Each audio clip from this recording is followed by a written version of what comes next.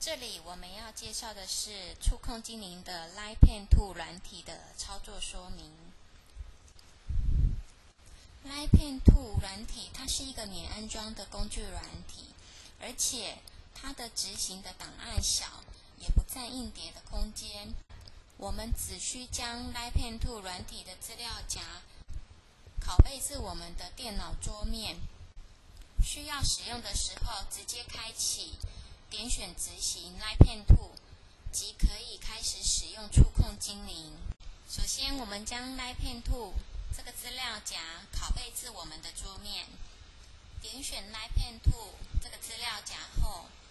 我们点选编辑、复制，再到我们的桌面，点选滑鼠右键，